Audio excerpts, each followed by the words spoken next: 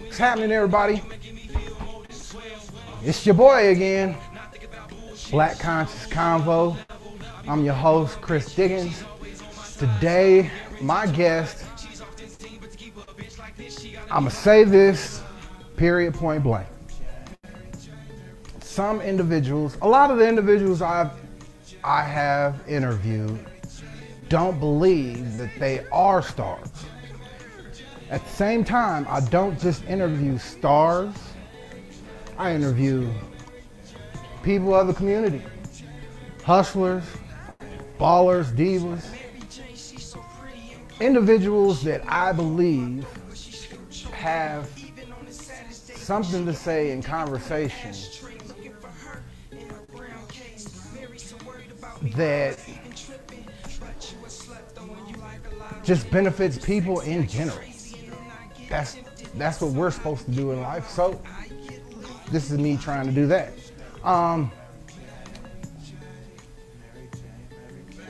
With that being said, Ira Wren. What's up? This is my very, very best friend and for me was a mentor because I was just bad. Is that what you're gonna call it? I mean, disrespectful. Let's go ahead and put it out there. I was disrespectful to adults, period, point blank.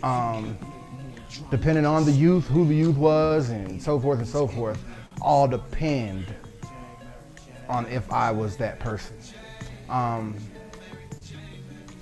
However, as of right now, I can say I am an individual growing. How are you today, fam? Man, I'm good. Good.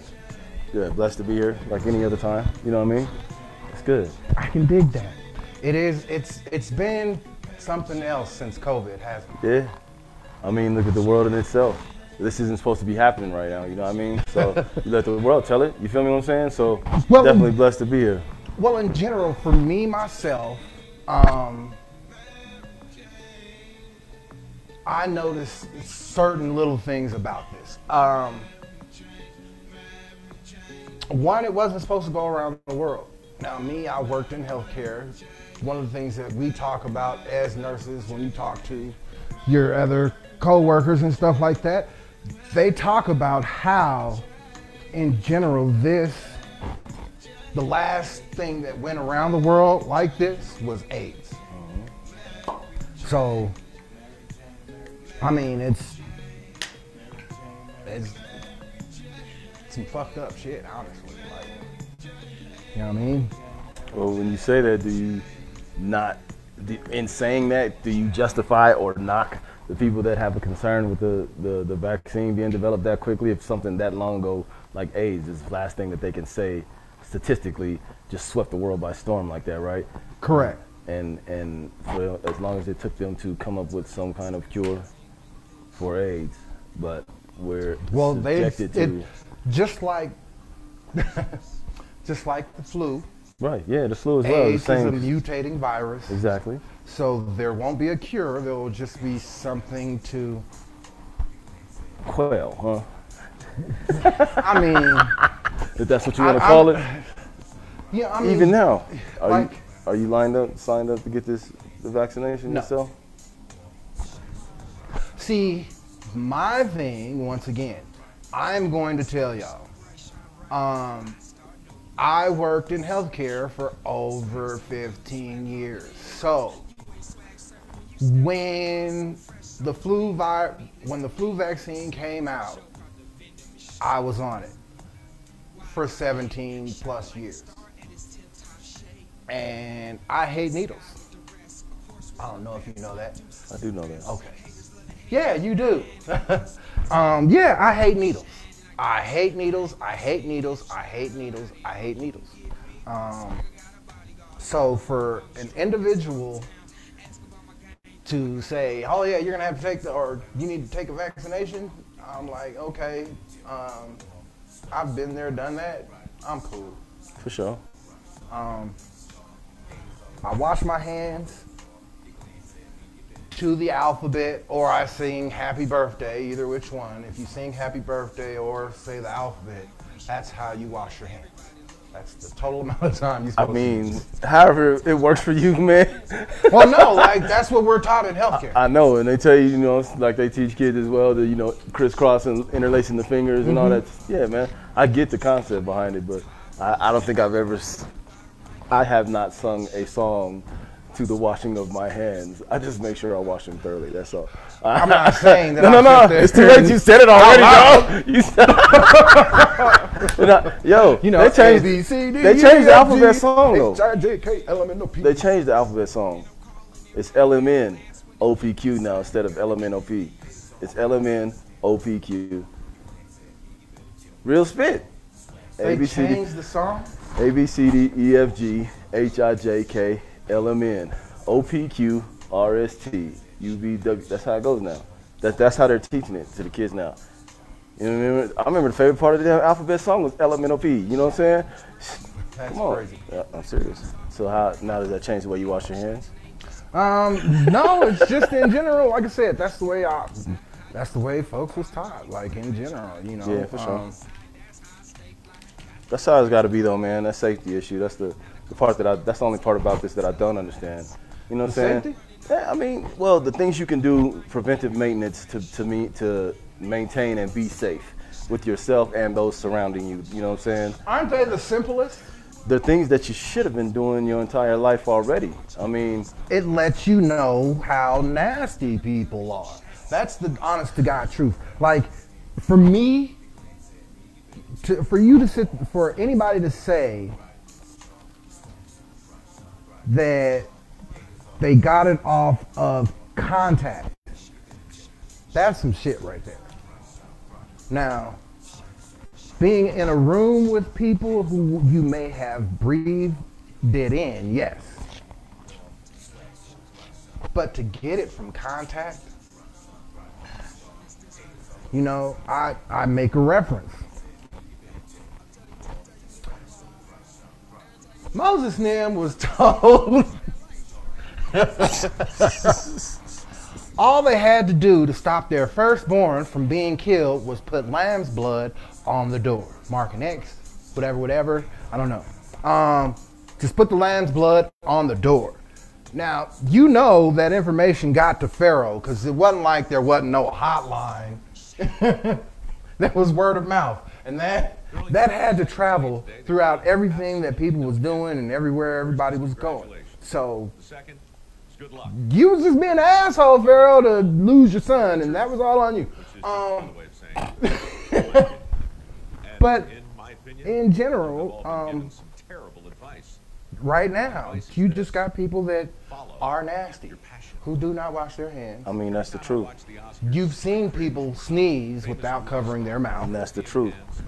How many times have you even just been in the bathroom washing your hands when you see a motherfucker come out the bathroom without washing their hands? You know oh my gosh. I'm just saying, so even that in itself, that was happening long before COVID was an issue. Long before COVID. But even before COVID was an issue, that doesn't mean the same bacterial nastiness wasn't being spread about just in the same manner. You know what I'm saying? This is just something that'll grab a hold of your ass and put you down. You know what I mean? So, correct. But I just put you down. Like, in general, they're finding out signs and symptoms that are happening to other people that they're not even knowing are happening to other people. Yeah, true. You got people who have completely gone numb. Like, what's his name? The artist that's trying, he has to learn to rewalk, he said. Who? Jamal, I can't remember his name. I don't want to misquote his name on, you know, Jeremiah. Oh yeah. He has to learn to walk again. That's serious. Like, I don't think people grasp when your central nervous system is affected by it. Yeah. That's a lot. Yeah, it's some serious shit. By the way, once again, smoking some weed from Golden Meds. I'm going to go ahead and say this is that papaya cake. I don't know who's growing it. I just know who's selling it. Golden Meds, as y'all remember, once again, they got this store in Montbello, right here on Peoria, 47 by the bus stop. I know a lot of y'all don't go there. They got this one on Oneida. Yes, Leedsdale and Oneida. They also have a couple of other spots. These spots are somewhere close to you. Trust me, I'm knowing.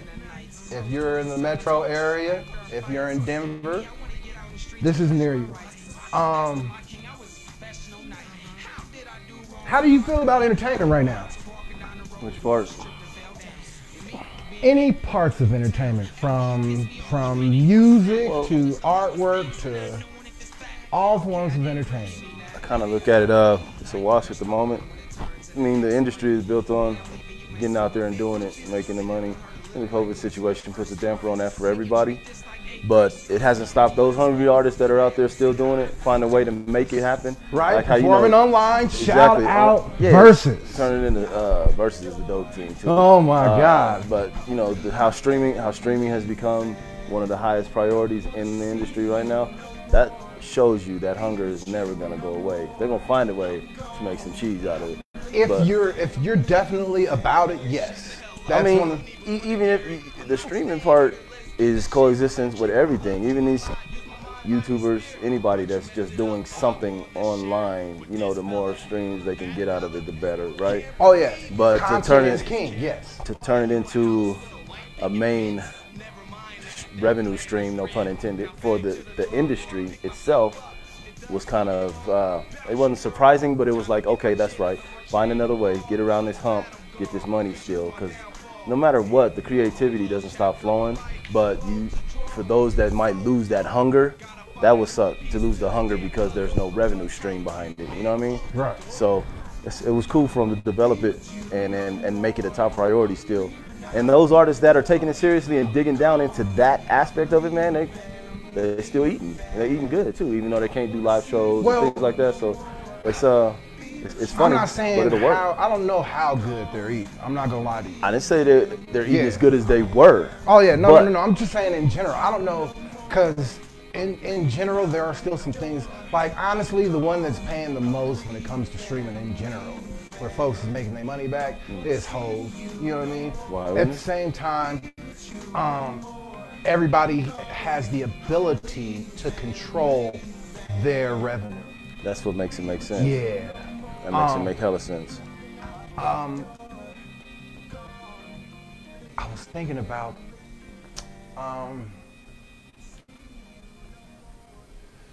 son of a biscuit. I had this great question. Anyways. It's all the way good. Yeah, especially with entertainment being what it is right now. It's amazing. It's amazing where everything is. This is you playing right now. Oh, how we gonna do that, huh? I didn't say you didn't. I'm just saying, this is you playing right now. Recognizable. Mm-hmm. That is it.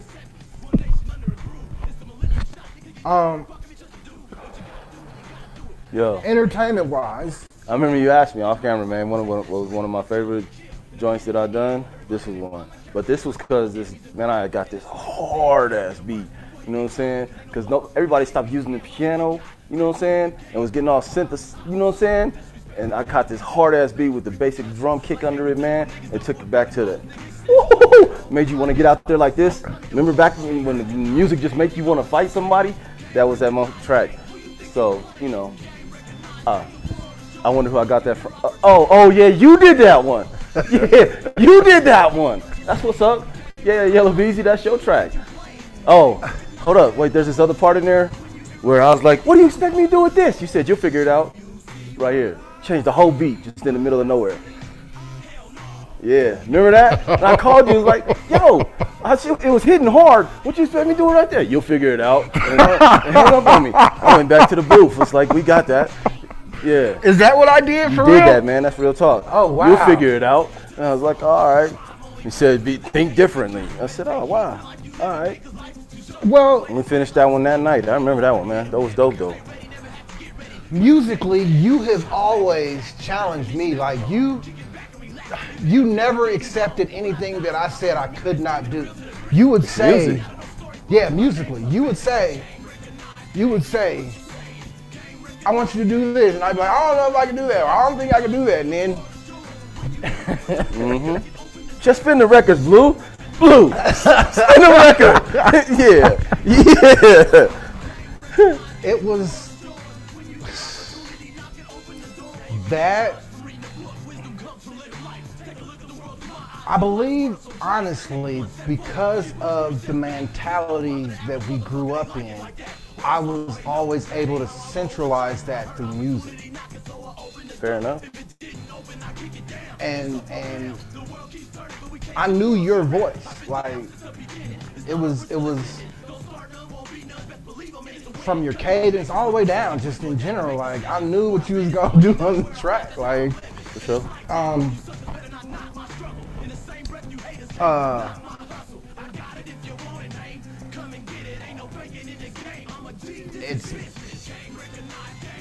It's something that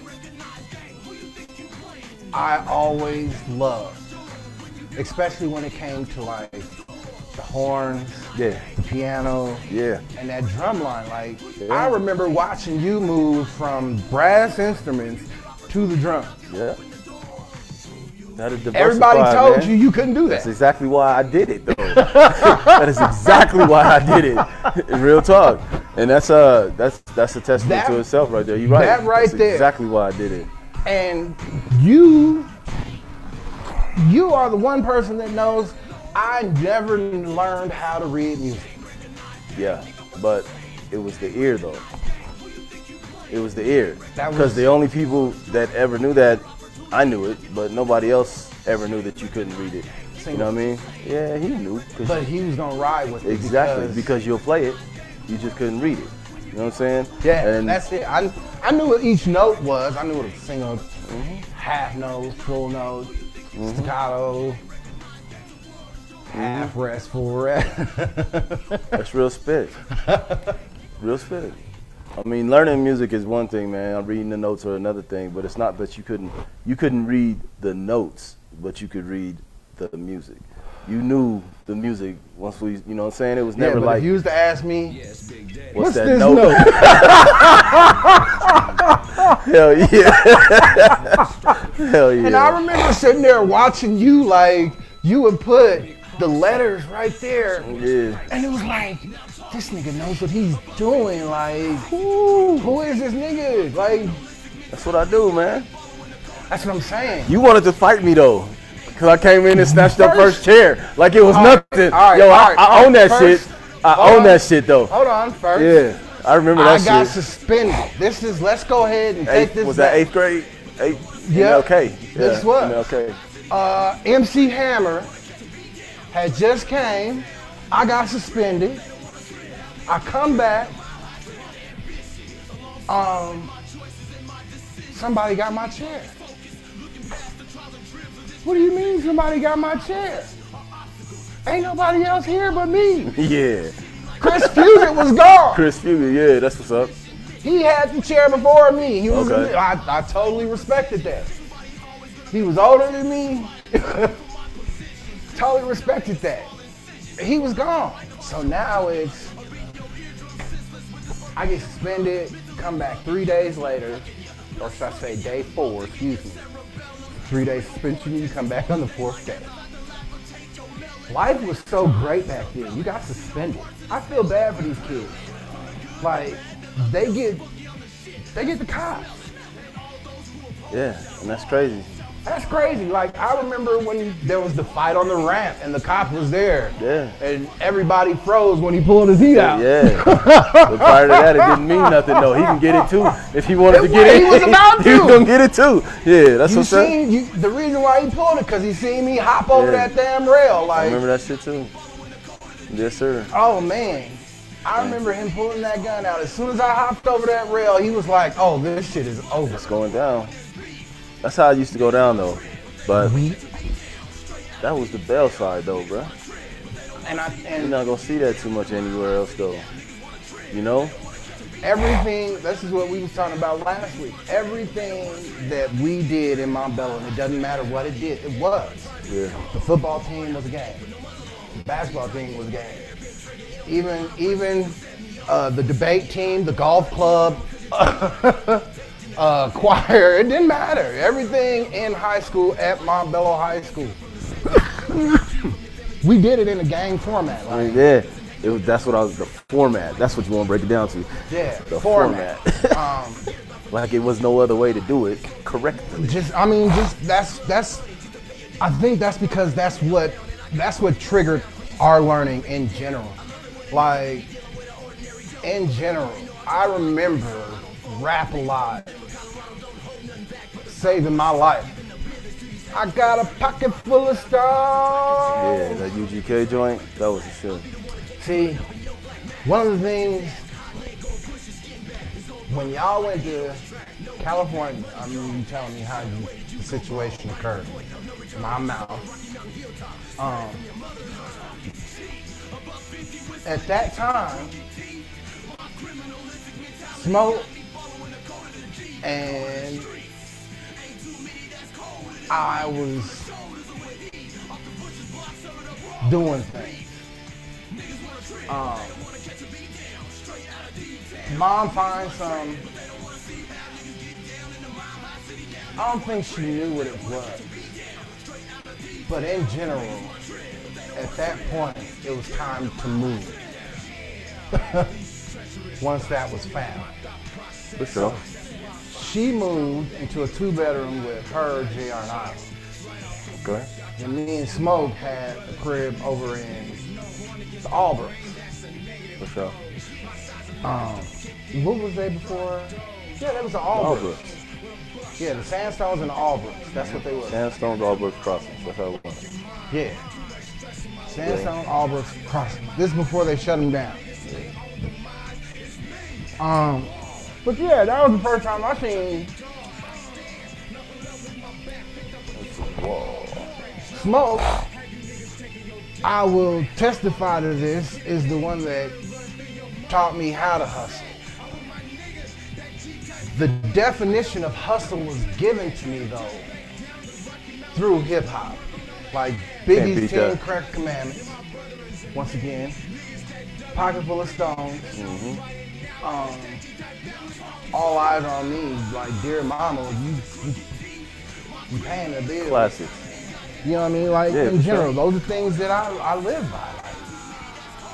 And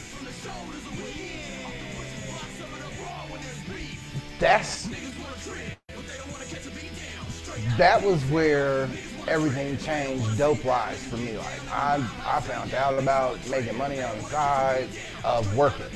Like niggas was working at Value Rent-A-Car at the airport with Tony. I remember that too. Yeah. I remember that too. Niggas has been through it. Like, you better bring your lunch. That was a cold shot, man. Third and 10, 2 minutes left, and we play to win. Oh, man. Oh yeah.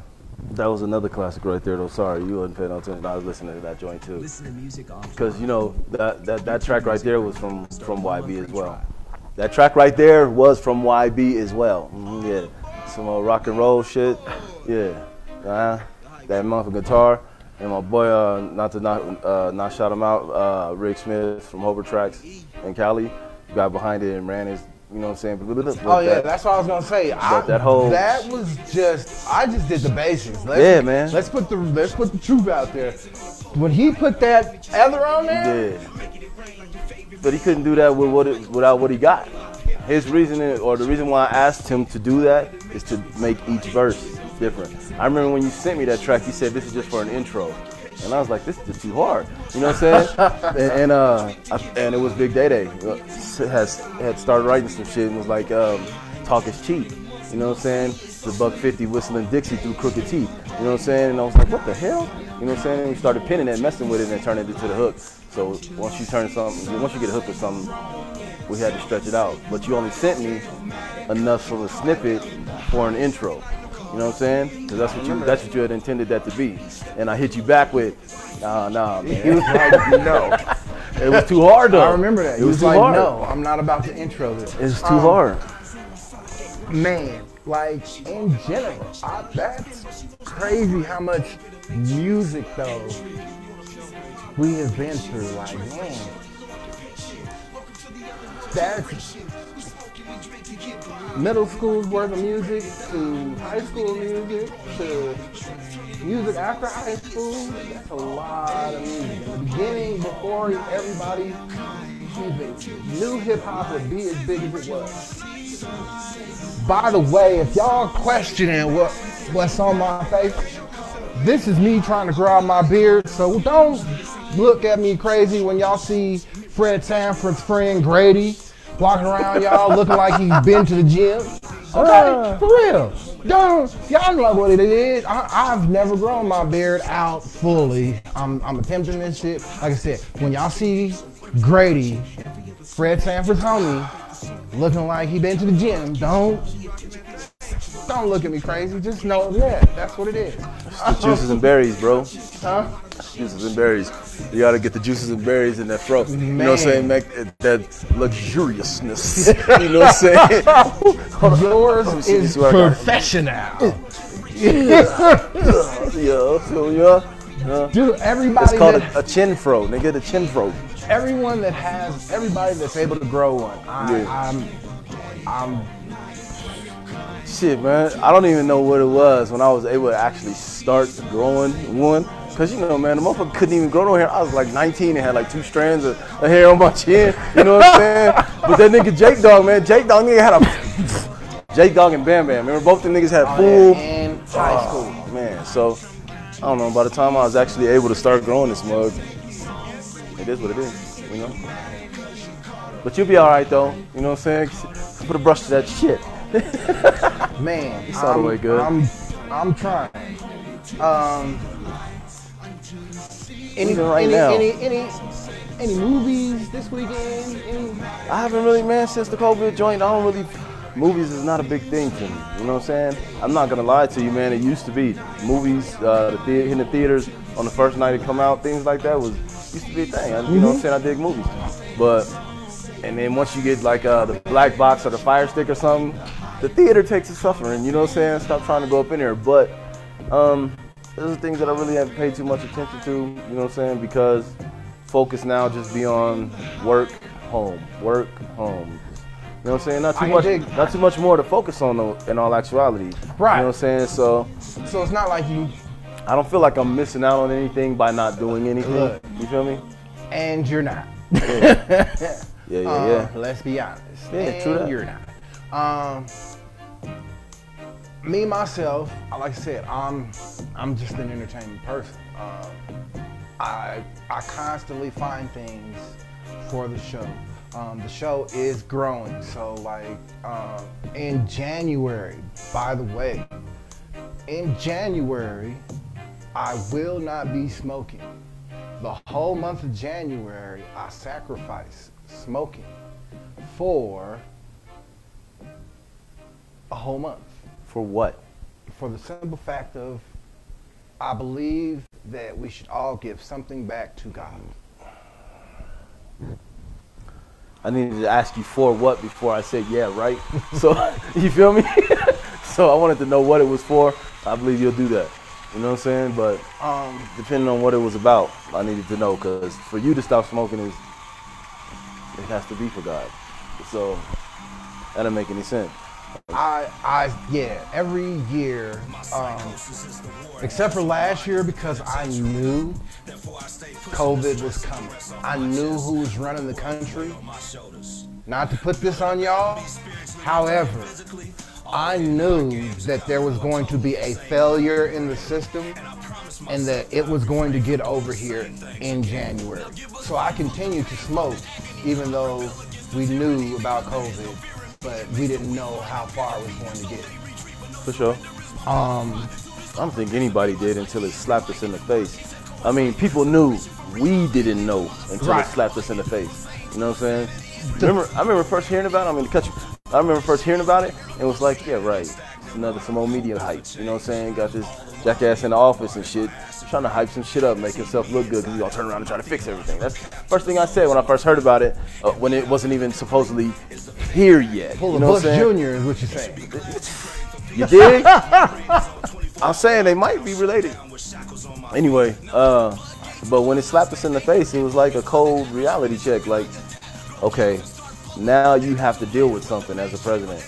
Now you have to figure out how to fix some shit instead of bragging about what you fixed. Now you really have to fix some shit. I think that's what put his ass to the test, and it might have hurt his own self-esteem while you bullshitting because he still don't know what to fucking do about the shit. He's gonna be out the office and still can't give you a solution. You know what I'm saying? So, I mean, in general, everybody was caught off guard.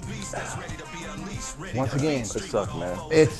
It's crazy though, like how many people watch Animal Planet and watch the Discovery Channel and they see all this information that they get from bats and they know about bats and all of this in India, vampire bats in India, Asia, where in that section where they got the virus from. Not that they went and was like, oh, let's put this in a laboratory. That's not what occurred here. I know people like to think that, but that is not the case here. Bats do what bats do. Scientists figured out long time, well, not even a long time ago, we'll say that there was a scientist within the last 50 years to 100 years that went into bat caves and found out that there are viruses in those caves. You understand? Yeah, so they knew. So then they started going around to other caves though and finding out there are other viruses. This is why COVID is on a can of Lysol. Yeah. Yeah. So that was the coldest part. I think out of all of it, the coldest part is the same Lysol that. Not that it said COVID-19. Nah, I'm not talking about that part. My point was, you ask any of my kids, anybody who's been sick in a house with me, you get quarantined. I'm just saying, not based on COVID. This is long before COVID was even relevant. Right, totally understand. Quarantine. You stay in your room. But just yesterday, no, you can't eat in your room. But today, stay in your room. I bring the food to you. I fuck around, spray every door handle. I get some of them Lysol wipes, and with the little rubber bands from your hair, put the Lysol wipe with a rubber band around the door handle. I'm saying that was my routine. If anybody gets sick in my house, man, you know what I'm saying? Then when all this came to light and see that shit was right there on the fucking can, was like, these are things that people should have been doing already in general. You know what I'm saying? Staying safe and having a clean household. But all really is based on how you were raised, though, too, man. But I thought that was funny that there was on a can. It's already been relevant. It just wasn't. We weren't exposed to it with this high of a frequency. You know what I'm saying? Or how you want to call it. It's just like in the hospital setting, right? In the hospital and in a clinical setting, we all believed that MRSA was a virus that people caught, right? Apparently, we all have our own form of MRSA. You understand? So it's not something it's not a virus that just automatically starts attacking you. It's already within you, huh? It's what activates in your hair. And that's the craziest thing about it. It's like within the last 2 decades of healthcare, so much has been gained informational-wise. Like a lot of people, I understand why black people don't like going to the doctor in general because one, in the last 10 years, doctors just started deciphering black, white, Asian, Hispanic, and male and female.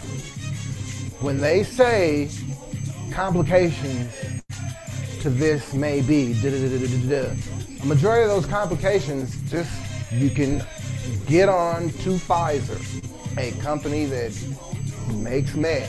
They will give you back information. They will show you the study of information of how many people of color are the ones that are normally affected by those drugs. It's not that everybody is tested on. And that's the thing. They tested it on who they believe needed it the most. A majority of us don't go to the doctor. Fair enough. You know what I mean? Moving to, oh yeah. Me-wise, like I said, I've been watching a whole lot of entertainment. I watched that WW84, Wonder Woman 84. She's What on the what you watching on HBO Max? Yes, HBO Max. Good job. Yeah, I thought that was dope too. How they have that things like that set up based on how to deal with this COVID thing. Don't want to fill the theaters up. Oh yeah, let's still make it accessible online. It's AT&T, cool. actually, they the ones. Do AT&T? They're the only ones that have that. They own what the company? Oh, okay, all right, that makes sense. Mm-hmm. Even still, you know what I'm saying? But I haven't watched it yet. I haven't watched that one yet though. Yeah. It's better than the first one. In general, they did right with Wonder Woman. On this one? Just in general with Wonder Woman. I'm saying, okay, comparing it to the first one, right? Okay. I don't want to know because I haven't seen it yet, but does it start up from the end of the first one, or does it do like every other superhero movie? The second one comes out and tells you a recap from before the first one was, because the first one was dope. Then you go back before the first one. It follows the second one, yes. Okay, bet. So the first one. So with that being said, did it do Wonder Woman a good? Oh yeah. You know I don't tell movies. However, I don't want to know. In general, I'm gonna see it. I'm gonna watch it eventually. She is just like she's. You know what I mean? Like when they found Aquaman, I said y'all did a great job finding Aquaman. Like I can believe that. Superman. WB did a good job. DC, excuse me, WB, all in the same umbrella. Yeah, did a great job at finding Superman. And then they let Ben Affleck pay fucking Batman. I wanted to motherfucking just go, how the fuck did they have this brilliant guy, Christian Bale, just come in and just make Batman life? Right? Yeah, that's the best. Well, next to Michael Keaton, man, Christian Bale was the best. And Michael Keaton, you fucking gave up on us. Let's just go ahead and just. Whatever his reasons may be, whatever his reasons may be. He didn't want to get typecast. I totally understand. You didn't want to be typecast as Batman. However, everybody knows that you gave us Batman, homie. Like back then, Michael Keaton. You understand? I'm great with Hawkman though. I'm totally good. You dig. On Spider-Man, everything you do, dude, I'm with anyway. Yeah, everything he does. He's a hell of an actor and all, but you can't take away from there is no other original Batman except for the ones that was made in the 60s and 70s, you know what I'm saying? Oh, yeah. Jim West type shit. But I mean like giving us, when they revamped Batman to the in dark the comic. Motherfucking night. Yes. Yeah. Now, there is no other. Christian Bale is the only other. I mean, they had other cats playing. Who? Val Kilmer. Val Kilmer was all right. Clooney, I don't understand why they did that. You know what I'm saying? Affleck, I don't understand why they did that. I haven't seen this new one with the, what was that, Patterson cat? I don't know. Well, it hasn't come out yet. But okay, cool. Once again, that's supposed to be another generation. That doesn't even make no sense to me, man. Well, there was always different realms of Batman. True. That was one of the things that when the multiverse got created, that was one of the craziest things in comics. Man, you can explain. I want to try to explain human life in the multiverse. Oh, man. That's why the motherfucker on Tuesday act like he act on Tuesday, but on Wednesday he a whole different motherfucker. Is that how that works? You know what I'm saying? No, it's just, once again, if there was another... Yeah, I know what it is. Yeah, and that's what's so funny about it, you know? Like, they put all, like, okay, you know the difference between DC and Marvel is this. Marvel makes their shit up, right? Marvel, everything they do is made up to be fantasy. DC actually does research and comes up with things that are actually really possible. Like in general, things like that can cause what happened to the Flash. Things like that can cause mutations in the body. Now, do these things occur on a day-to-day basis in smaller forms? Like there are solar flares that happen on this bitch all the time. We don't hear about them, but we hear about them. You know what I mean? Science knows about these things.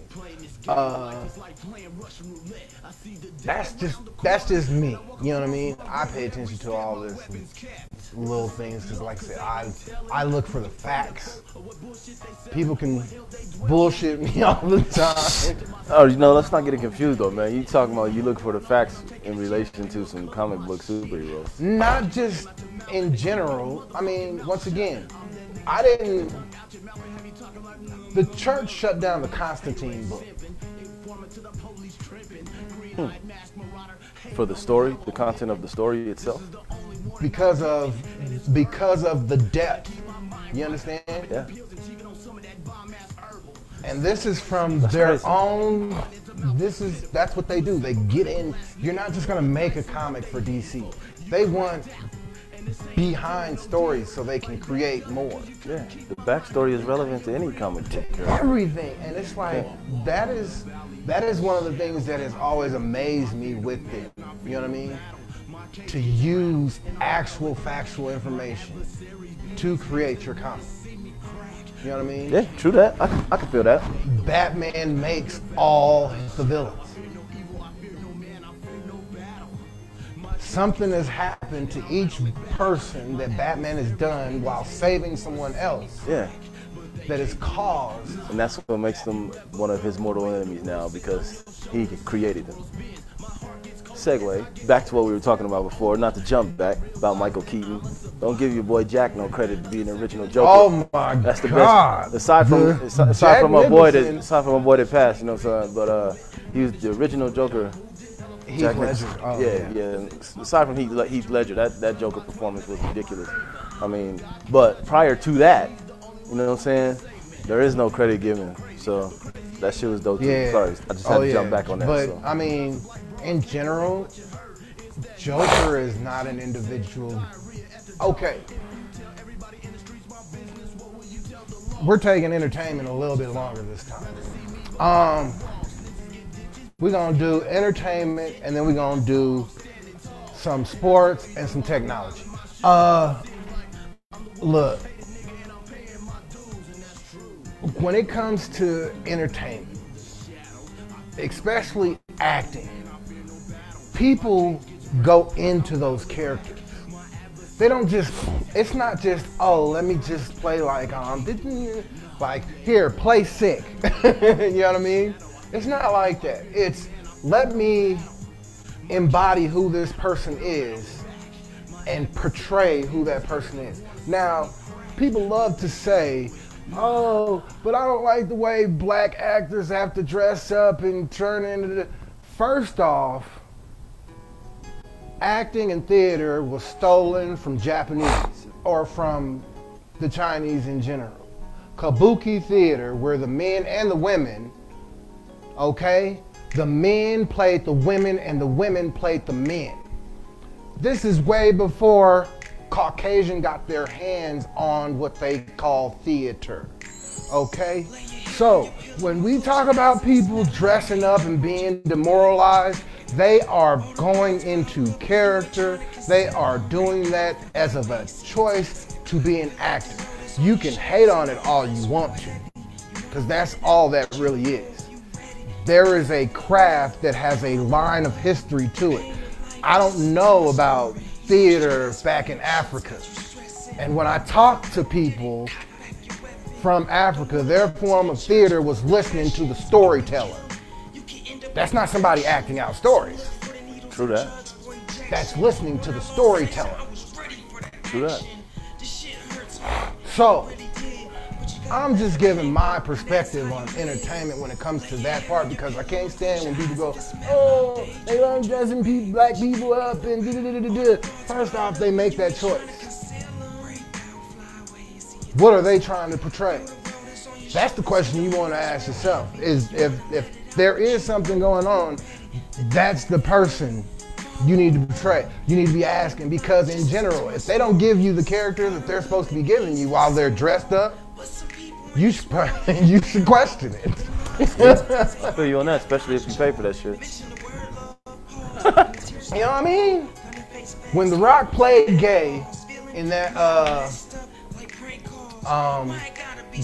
Be Cool with John Travolta, but he was a thug, I was like, the fuck?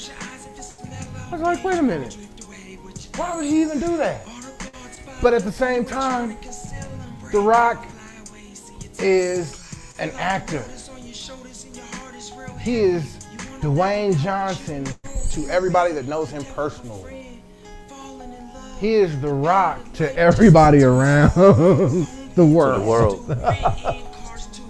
You know what I mean? Like, and I totally understand where people have that problem with the separation of entertainment and real life. I just think people are paying attention to the wrong things when it comes to entertainment. Like, I do believe that there are individuals making shit to fuck with people's heads. Well, you gotta understand one of that bottom line questions. Are you not entertained? Just saying. No matter what, if I don't get what I was trying to get from what you just did as a performance, is it my fault? The whole point of it is entertainment, right? I'm just saying.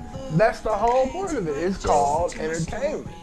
But it also helps too, man. I mean, you also, just because of the times that we're in right now while we're still on entertainment, I'm not knocking any individual that is taking any further steps to continue to provide us average, ordinary citizens with some fucking form of entertainment. Because no matter how you look at it, man, this would be a dull, boring, drab-ass motherfucking world if we weren't entertained by those who have a craft and take it serious. You know what I'm saying? That is my whole point when it comes to being blessed. Well, like, what are your blessings? Okay. And I'll take that as a fault. Why would you not be doing that on a day-to-day basis? I understand there are those that Ooh, yeah, you know what I thought my coldest was? This is what I thought my coldest was. Sorry, I didn't even But you were growing as an artist. That was the whole point of that. Any individual should be able to contradict themselves as long as they are growing. That's the truth. Right? There's nothing that people should hold accountable to you. If when you was a kid, you was yelling out, nigger, nigger, nigger, nigger, nigger, nigger, when you was a kid. And then you 21 years old and you got more black friends than a motherfucker can count than white friends. Something's completely different in your life now. Yeah, but in that scenario-wise, keep and hold yourself accountable though, because you can't be. I can't live across the street from you and you be a white boy and be like nigger, nigger, nigger because of how you're bred, because of how your family is right now. I can't fault you how your dad and your grandpa is or whatever what you learned, right? But now that we're adults, you might be one of the coolest white boys I ever hung around, but you don't get to say, no, nigga. I need you to be honest. You can be honest. No. You got people out here pretending, oh, I'm a good person. I'm a good person. Don't give me I'm a good person. I'm a more honest person than I am dishonest. I can tell you that. True that. But I refuse to tell you that I'm a good person for the simple fact that when I do something bad, the people are going to be like, oh, you did something bad. Yeah, but you do bad shit. That's not the point. Humans, I did. No, I sure did. Oh, yeah. Nothing wrong with it, man. I have as well. I tell people all the time, I say, if you want to know the size of influence I put on people when it comes to motivating evil, yeah. I think you cut off the top of Pikes Peak where the snow starts. You throw that motherfucker in the ocean and the ripple that comes from that, I was sad. I tell people that's why right now I'm learning myself. Like right now, only thing I knew was my body was on autopilot from my son until my son got home. I was on autopilot. I went 1 year without. That was the only time, and even during that time, I went and seen them. You understand? Fair enough, fair enough. But beyond that, Man. Yo, I remember you hit me, man. It was like, I can't believe the words y'all are putting on this track. You asked me earlier what I thought was one of my coldest. And this one, I hit you and was like, that's one of the coldest tracks you ever sent to me in my life. I don't even know what I was on when I created. I remember, I try to remember a lot of the music that I made. Like I said, a lot of the times I just think of your voice, but there was just, there's a majority of the time I just remember zoning out. That's what's up. And that's the thing, is like, I can always hear somebody and create to theirs. You know what I mean? Especially like, not saying that there was a level of talent, it's just in general, I had to be the same creator that I was for you, that I was for everyone else. Right. Except the sounds had to be different. That's a testament in itself, though. See, every track that I ever got from you, I would always know it was your track. You figure deal me? You've told me that. And I've never heard any other track that even sounded similar to something that you had sent me was something that was like not used, or a test track or something like that, something you was working on. I've never heard or had any of them that were so similar in sequence, cadence, sound, anything like that, that you'd be like, come on, man, you got to change things up. You know, that's a regular thing with, I'm not saying all producers, but a lot of producers. You know what I'm saying? They get stuck in that groove to where every single track sounds like. And if anybody's ever listened to any of my stuff, yeah, man, I don't think so, man. So you got a signature kick. That delayed drum kick, yeah. The signature YB shit, yeah, I got that. Yeah. A lot of people don't know that though.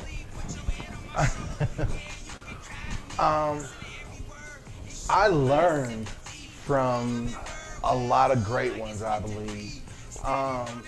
Shout out to every producer on Bad Boy. Shout out to every producer at Uptown with Heavy D. Shout out to every producer that has, or not even every producer. I know Where the fuck that go? Guy,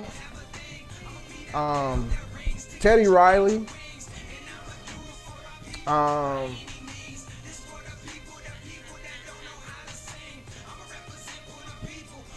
freaking Janet Jackson, Terry Lewis, Jimmy Jam, Michael Jackson. I mean, they've done so much. Those two individuals have led so much in music. Who? Jimmy Jam, Teddy Riley, Jimmy Jam, and Terry Lewis. Mm-hmm. Those two taught me, honestly, they taught my soul to cry. I've never, ever, ever learned how to cry from pain.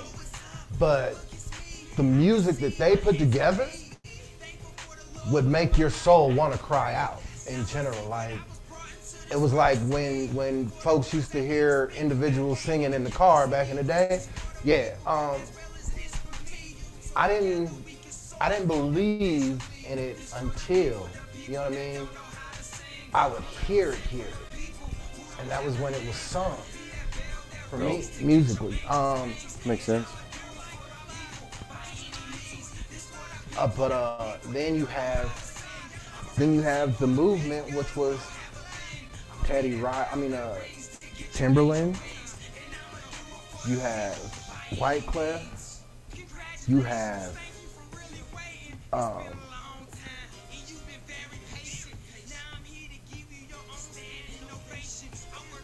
tear the club up, tear the club up, at a club. I mean, it was just like, it was like so many things musically at that time that was jazzy, Faye. Yeah. You got Manny Fresh. Yeah. You know what I mean? It was, and like I said,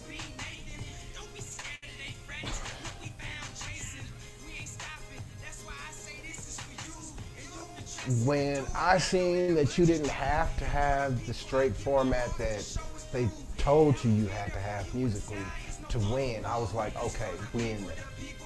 You know what I mean? Yeah. And that was it. Like, that's what got folks loving. Real talk. Real talk. At the same time, though,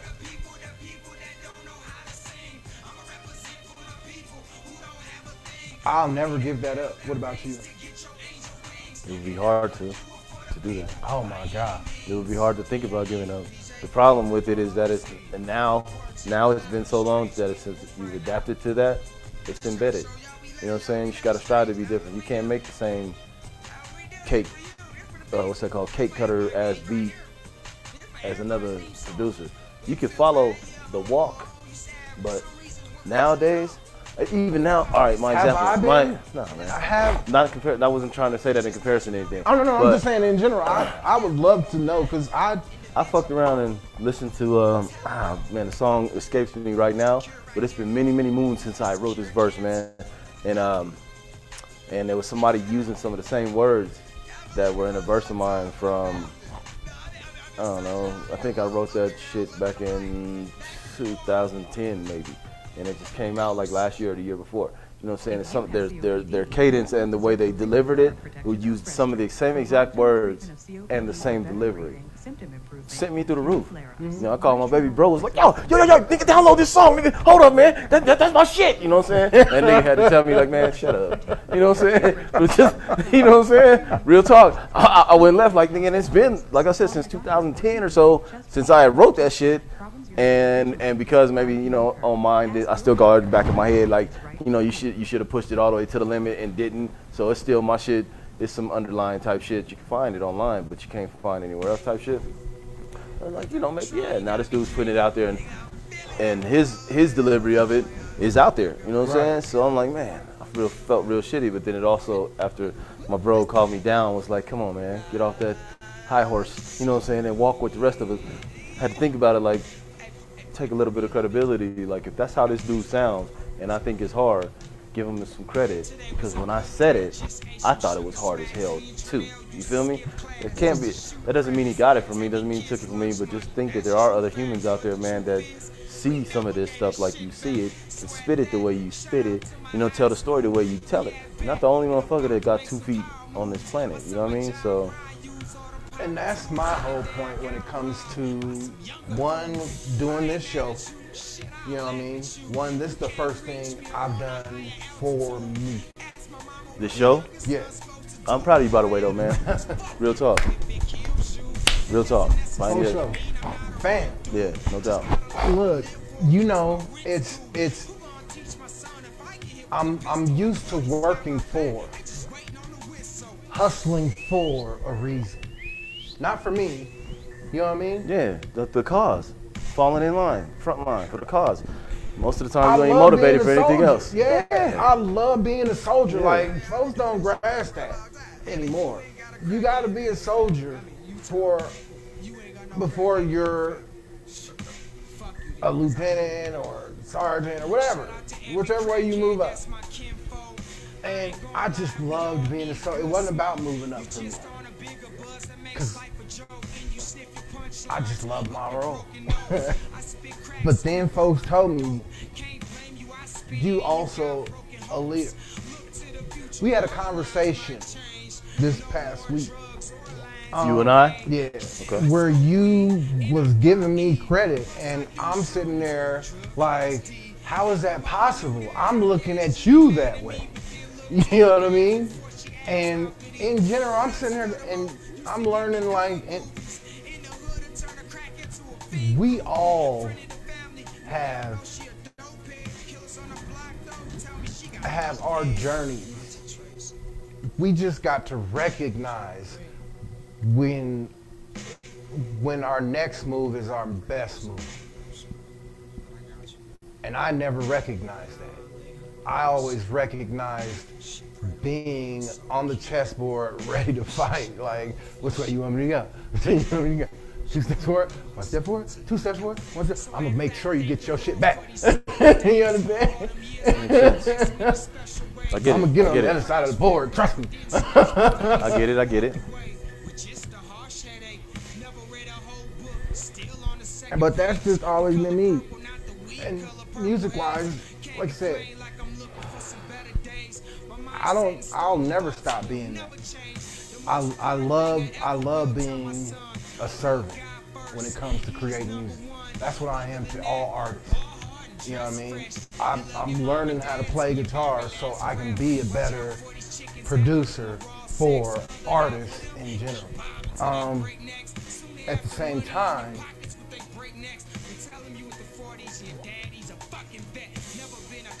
I never knew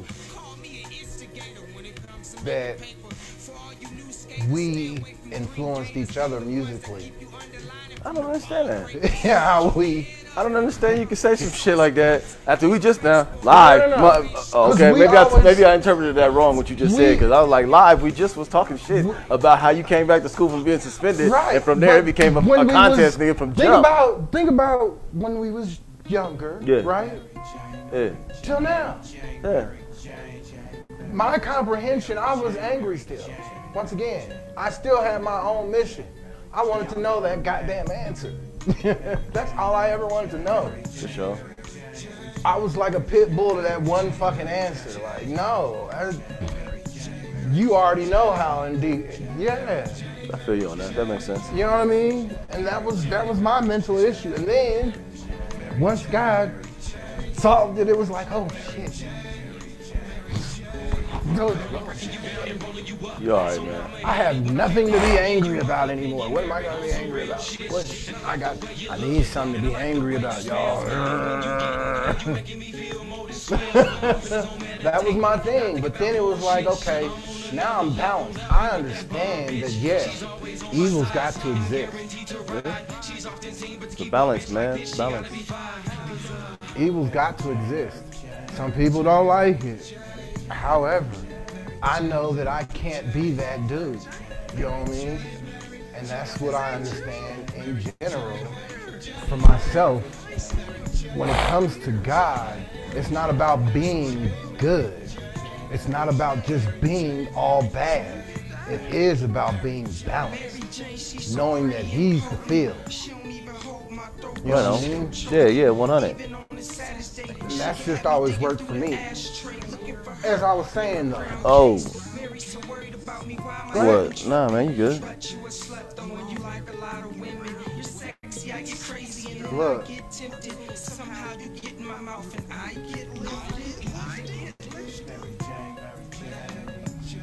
One of the reasons I've learned to grow in my life is this individual right here. Oh. Wow, that's what's up. That dude. Eli. You know, as my oldest brother, I can say we have been through some shit. You know what I mean? But to see this individual right here, with this man right here, God rest his soul, along with Day Day. God rest their soul, and your mom. God rest their soul. It's been a journey. That's what's up. The last time I saw that dude, he was like, man, so what? I love you, young cousin, but that don't mean you finna get any special privilege up in this motherfucking county. So I was like, because they ain't even let me use the phone though. And it's like, all right, come on, use the phone. Give me the phone, get off the phone, nigga. You know what I'm saying? That was a wrap. You know what I'm saying? One no, yo. Oh yeah. One of the fairest motherfuckers I know though. It's funny how people, that's the last time I want to seen write articles about folks being corrupt. I'm gonna tell you how corrupt this nigga is when it comes to his family going to jail, and you know folks was in the streets, y'all. So my first time getting locked up, you know what he told me? He said, "Want to sell with a view?" All right, have a good one. I said, you not gonna get me out? All right, have a good one. That's all he said. That's all it was. Wasn't no. Yeah, but you know it's even more or deeper than that. To even expect him to do something other than his job is the definition of how uncorrupt he is. You know what I'm saying? As family, even as family, to expect him to do anything other than his job was ridiculous. Like that. Like people hustle, wrote boy. an article that was crazy. First off, ain't nobody gonna threaten no Crips. Period. Old school, straight from the E, not happening. Period. And think that somebody's not. No, we're not even gonna talk about that article in general. However, if the city and county of Denver made a policy about getting rid of Kool-Aid, and you couldn't have Kool-Aid as the sheriff, you wouldn't see Kool-Aid around his house. You wouldn't even have people that drank Kool-Aid around him. He'd be like, nah, man, I can't kick it. You drink Kool-Aid. You know what I mean? Yeah. Like, you start drinking some of this Crystal Light. You know what I mean? You can come over on Saturday if you start drinking this Crystal Light shit. But that Kool-Aid shit, nah. You right. You got that. Real. And it would be like, for real.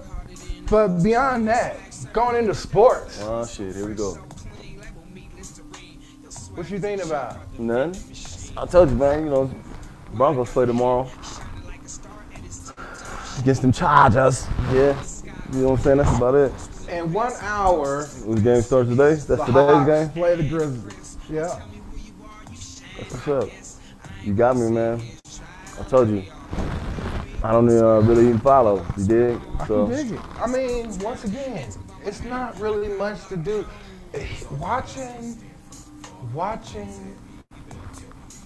sports without crowds, it's crazy. True. I mean, it depends. You know what I'm saying? I mean, well, in UFC, I'm not even gonna lie to you. It's fun because you get to hear the hits. True that. I ain't gonna lie. That's fun. Now in UFC, you get to hear them hits. You get to hear what they saying in the ring. Like, yeah, it's great. That's funny though how you don't realize that the crowd participation is just as well, not just as much as part of the entertainment, but is that much part of the entertainment in these games. You know what I mean? Oh yeah. When it comes to like football and basketball, oh yeah. Hockey, oh yeah. You know what I mean? Even in boxing. Oh yeah. Even in boxing, yeah. Because they see it and hear it. You know what I mean? Oh yeah. It's a whole different story for them. Like, we getting surround sounded. Real talk. You know what I mean? Then at 5 o'clock, you got Cleveland Cavaliers and Detroit Pistons. Yeah. Well, at the same time, you also have Orlando and Washington playing, y'all. This is all later on today. That's what's up. I'm glad my boy Westbrook is making a big, you know what I'm saying? He's making a big splash over there in Washington. Are you sure? Yeah, man. He is. Why do you think he left? He didn't have a choice. What do you mean why did he left? Oh. You don't get to choose to get traded. I don't know. Look, I believe that I think he's gonna bring a lot. I thought he's bringing a lot to the table. That Kobe transferred into a lot of people. Now you gonna compare everybody to Kobe? No. Oh. I'm saying he transferred that mentality into people. You soak up what you soak up in it, but in the same, that's an individual that you can't compare to most individuals. I will not. I will not. That's not even. I could not even get that deep into a conversation about basketball in general. Good. Because you don't hoop? Correct. You already know. You know. I double dribble in my sleep, nigga. There's no way I'm going to talk about basketball in such a way that you would be like, wow, this really, nigga, no. I've been watching basketball faithfully, though. Your whole life, say. Yeah, for a long time. But, like, just like actually paying attention and getting to know, what's really going down about the sport, I could say the last 4 years, last 5 years. That's dope, though. Yeah. That's growth in itself, man. I mean, once again, we're here to be better. It's like, yeah, it's not easy. That's the whole fucking point. It was easy for me to be bad. That's just why I think words have so much power. This is why I think when they say words have power, this is why I was never ever able to reach that full potential. Like, in general, think about all the things that do have bad and how far they've gone. True. Where they're at. True. True that. You know what I mean? Yeah. Because it influences so much of a negative and people aren't able to handle in general. Yeah, but negative influence has never been able to handle well. You know Not what I when mean? it's known. Yeah, the unknown. So you're saying the unknown is taken better than the known? The unknown is more acceptable than knowing that somebody is going, Bullshit. than having to accept somebody's coming to kill you. Bullshit. You fear the unknown. I wouldn't fear if somebody threatened me. I'm gonna be prepared. You know what I'm saying? So if I didn't know, I mean, I wouldn't fear the unknown either, though. If I didn't know it was gonna happen, I have nothing to fear. You know what I'm saying? But human nature to fear the unknown. You know what I'm saying? But so, if you know somebody's a killer and they tell you that they're gonna kill me, oh yeah, and I'm gonna be like, bring a lunch. I'm just saying. Take a number at the door. The line's pretty long. You know what I'm saying? Get at it. We're not saying accidental killers or playing around, you know what I mean? Like, yeah. Straight, like, you know these niggas went to prison for it. Yeah, but then you also have to, that's an individual thing as well. Because it took me a long time to get to that point, but then you get to that point to where when those scales that you weigh out, you know what I'm saying? I like to make the comment nowadays that I roll with Karma in the passenger seat with me. So I know she's right there, so I don't have to worry about her bitch ass sneaking up behind me anymore. You know what I'm saying?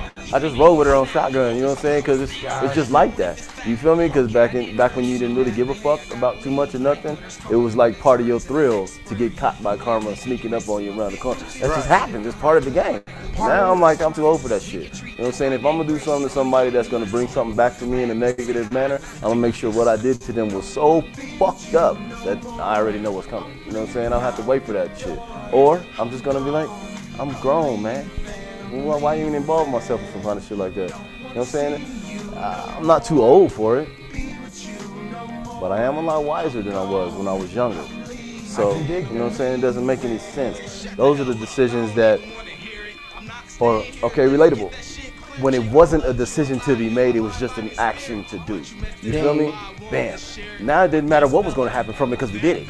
You know what I'm saying? You didn't even think about what was going to happen to until after you did it and thought about it like, oh shit, what did I just do? You know what I'm saying? Now I'm not saying in this state of mind that I premeditate things either, because that would be the opposite of doing it without thinking. It's to think about it first. I don't mean it like that either. But now you have the wisdom, the life experience, the gravel that you've agitated through life, you know what I'm saying, to realize what you're getting into before you actually do it. So if you're thinking about it now, consciously, be grown, man. If you ain't thinking about it, hey man, that's your problem. Now, so who has to weigh it out, and who gets the karma sneaking up from behind them now? You feel me? Yeah. Who is it? Either one. That's the thing. Being wise enough to know who. I don't know, man. Are you a thinker? Do you consider yourself? Could you take that title upon yourself as being a thinker? Well, that is a very. Yes, I could consider myself a thinker because I do pay attention to details. And that's one of the things about just, I don't know, people love to say, oh, I see the whole picture. The whole picture has details. Right on. Okay. That's one of my Fair issues. enough. That's one of my issues. Fair enough. I mean, that's the difference though, as I have I have and can testify to the fact, and I never use that word again in a sentence out loud, but yeah, you dig what I'm saying? Retract, couldn't rewind? Nah. Have seen you act without thinking on numerous occasions. So that's why I asked that. That's relevant to me now as a grown man, you know, wise in the travels, right? Do you consider yourself as a thinking man? Because and I can't say there was no smarts. As smart as we were, smart as we could carry ourselves, then when thinking was the second thing you do, doesn't really put you in a thinker's position. You feel me? Yeah. So that's why I asked you that. Do you think now, or do you still just act first?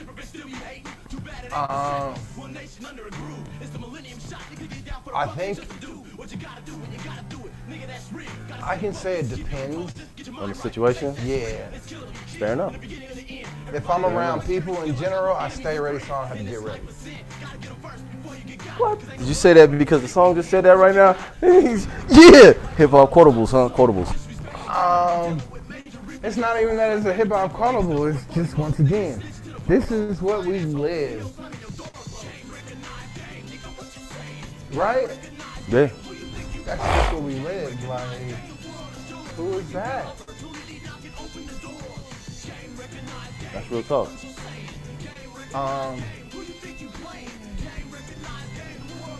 Yeah. I think this was going on before we started. Today? Yeah. You are correct. In the line. What's the score now? Seen the score? That's a great question. You're doing that too much. No, Doing dos muchos. You can throw it up on there. Is that what you finna do? Oh, no. Word. In a little bit, the 49ers and the Cardinals play. They play at 2:30. True that. And then, I know for sure that, yeah, that one's on right now. That motherfucking Detroit and Tampa Bay joint. isn't it crazy to see the name the Las Vegas Raiders? No. Because of the money that I know is involved with it. I don't think that's crazy at all. And it kind of makes you wonder, for that to be such a big town for money transference, I'm not even call it gambling, let's call it money transference to the system, why they haven't had a team out there yet. You know what I'm saying? So I and I'm not hating when I say this, the only reason I didn't like it is because it was the Raiders. You know what I'm saying? That's it. But it made me say, that's dope, because now when they got Broncos versus Raiders home games in Vegas, I just get to make a weekend out of that shit. You know what I'm saying? Go to the game and go hit the motherfucking casinos, go out on a Friday, come back Sunday night. You know what I'm saying? That's what I was saying when I was out there in Cali. But, you know, it's good, man, because I'm skipping a jump away. But, yeah, man, if the money's involved, the way they're playing after they've moved, though, I mean, so be it. I mean, I'd rather them be losing than winning any time of the week. That's that diehard Bronco in me. But I thought it was a good move for him, man. There's money involved with it. Honey. That stadium is ridiculous. But what would you expect? If you build a stadium in Vegas, you contending with casinos, bruh. You know what I'm saying? I'm just saying. You contending with casinos out there. If you didn't have a format to be some off-the-wall ass dope shit. That is so crazy to have, man. There's no way that could have went down. You couldn't tell me that I'm going to move a team out here and have a lackluster place to appear at. You know what I'm saying? Because not to mention just them being out there, man, the entertainment industry is finna get the boost from it out there, the live coverage and all that type shit. Plus, no matter how you look at it, they're bringing people to Vegas, period. Raider fans, any other team that they're playing that travel, you know what I'm saying? I mean, absent of COVID anyway, but you know what I mean? Fuck it. What else? I don't want to spend a lot of time talking about the Raiders. Made me say, man, fuck the Raiders. Broncos. And we have to discuss them. They yeah, play man. tomorrow. They play the Chargers tomorrow. It's gonna be good. And I'm taking the Broncos. I know that. I mean, I said right. I think the last I read, man, Philip Lindsay's not playing, so I mean, which is always bad. What that dude is, A1, 100, but I don't think that'll be the reason that we lose if we lose. If our defense doesn't show up again like they just did the other day, that's gonna be horrible, man. Our secondary needs to step up. Not knocking my squad. I'm a diehard. Anybody that knows me knows that. So when I talk about my team, it don't matter if we winning, losing, under the mud, in the sky. I'm a diehard Bronco fan. Some of y'all don't really understand what that means. But so if they don't show up, we gonna lose. You know what I'm saying? Our offense is still trying to figure itself out, but we click when we click. You know what I'm saying? Defense got to step up too. So our defense has been playing dope, but our secondary last week had me in question, like, what are we doing? But love my squad, man. It's all good. Oh yeah, dude. John Elway could be hands-on quarterback and upper management type of stuff, but beyond that, let other people handle their departments. Have you ever had a general manager that doesn't have his hands in everything? I mean, I know my limitations. That's one thing a man is supposed to know. He's not out there trying to throw the ball. He ain't running the plays. But if he was teaching quarterbacking, people would be great. He's not a quarterback coach, though. He didn't even get hired as a QB coach. But you know the job. You know the position. Right. I don't know if he knows the QB coach. That was his career. I mean, nobody knows your career, and he could be teaching the greatest thing in the world. How do you know he's not, this kid is supposed to be great too. Yeah, but how do you know that he hasn't influenced whatever any of these quarterbacks have learned since they've been on the Bronco roster? Now, we do have a quarterback problem for years now, but I can't knock him as me not being there day to day with him, hearing what he's saying, how it's taken. I still think it's fixable though, man. I ride with Elway all day. Now, if they boot him, they boot him. But if you ask me my opinion on that, I'm not saying all of that now. I don't think they will. Just he knows quarterbacks. He's a quarterback. Find you, god damn it. Hell no.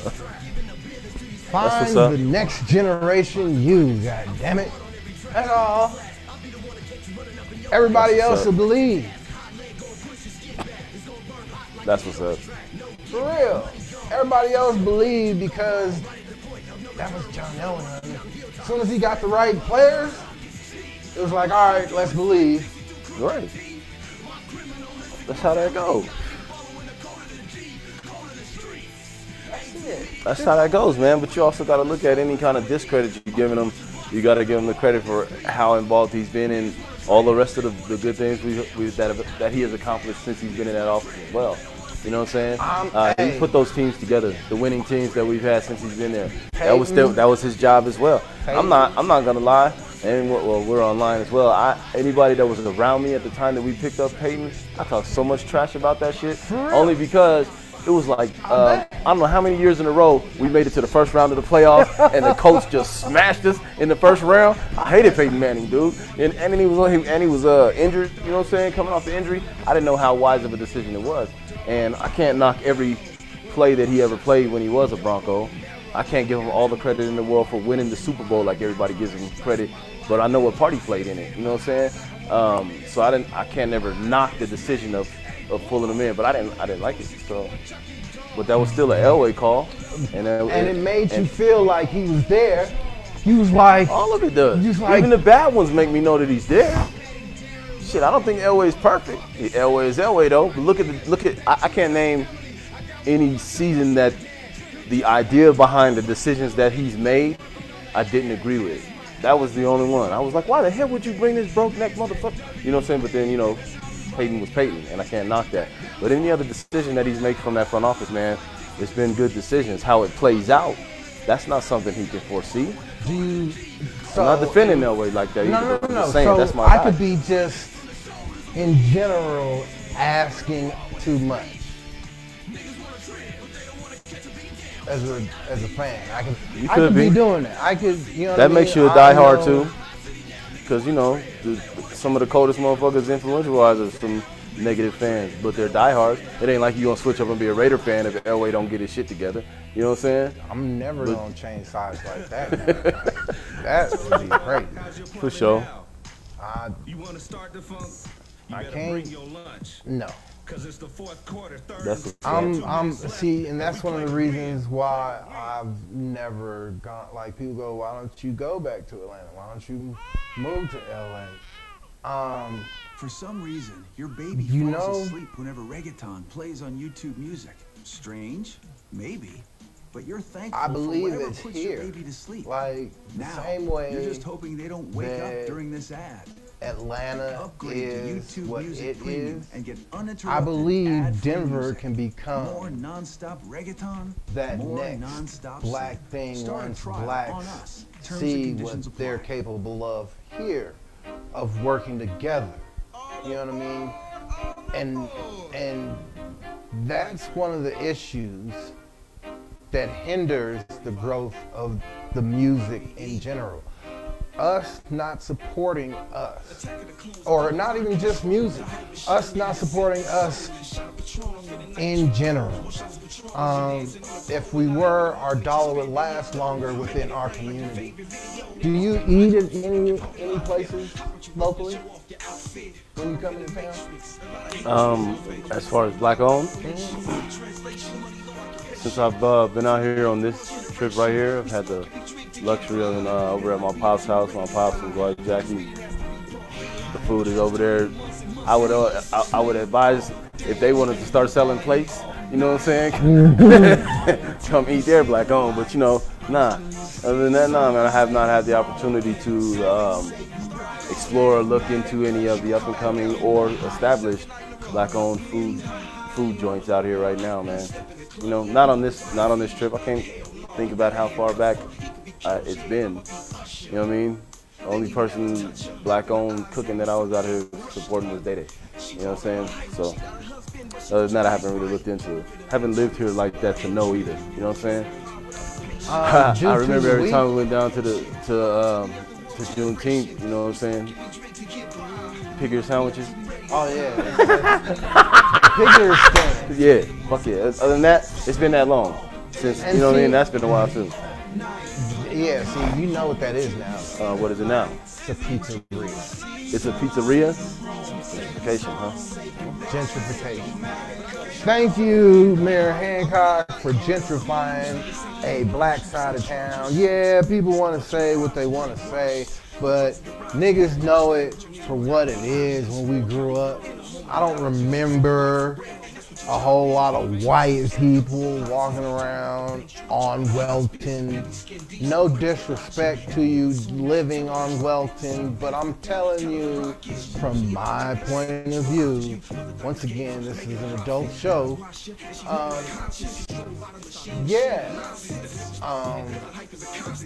Welton Street Cafe, shout out. Definitely shouting that one out. And then KT's Surf and Turf.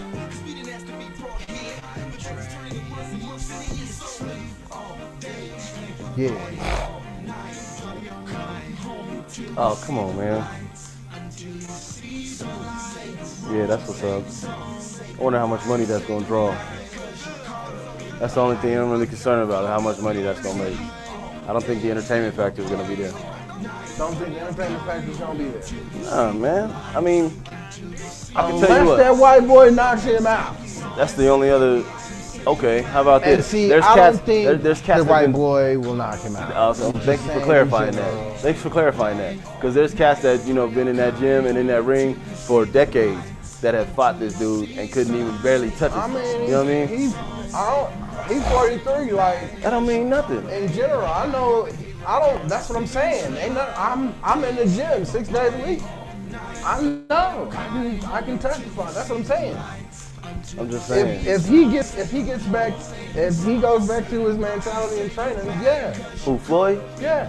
That's the problem. If people don't know, that dude just never. I don't think he ever stopped training. Even when he's retired, he ain't never stopped.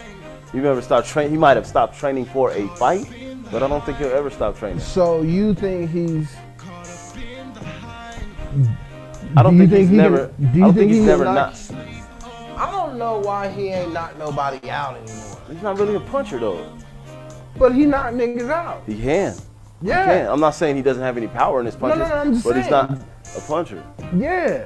Like, I think he would make more money if he just gives somebody a power. Do you think he'd still be undefeated if he stood there and went toe to toe with people every day? No. Oh I'm yeah, saying, okay. in general, if the show that he gives, I think that if one of those rounds he was to knock somebody out, that would just be so beautiful. Every time I've had that kind of discussion with, give me the show. Anytime I don't have a problem with the show. I don't have no problem with you showing off, nigga. For real. That is your style. It may not even be showing off. I know good and well that you can knock niggas out. Yeah, That's all I want to see. That's it. I know you can knock niggas out. It's not a factor of if. I'm not saying if. I'm saying that's all people want to see. Knock a nigga out. It don't matter. It don't matter who it is in the ring. I don't. Just knock. I don't. You want him to get the points. Nah. Floyd Mayweather is in a different category than any other boxer that I can know. He has developed the art of not getting hit.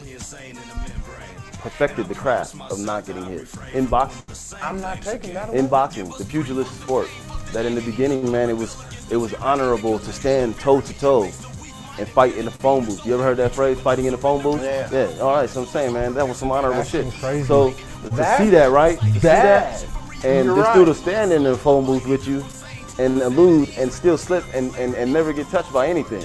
And then dance around, come back around this side and pop you in your face. That was the first, right? The first style of boxing? Well, toe to toe? Yeah. I mean, bare knuckle type shit like it. But you know, the whole art of pugilism, man, you know what I'm saying? Using your hands, you know, hitting the motherfucker and not getting hit. You know what I'm saying? So I get it, but I don't knock his craft. I don't knock his style. The best compliment I can pay to that man is he doesn't train for any particular fighter. He trains his way, and nobody can beat him in his style of boxing. That's all the credit you can get from anybody. I don't care what I do. I don't care if it's about me drinking Gatorade. If the way I drink Gatorade, nobody can fuck with me on the way that I drink Gatorade, fuck you.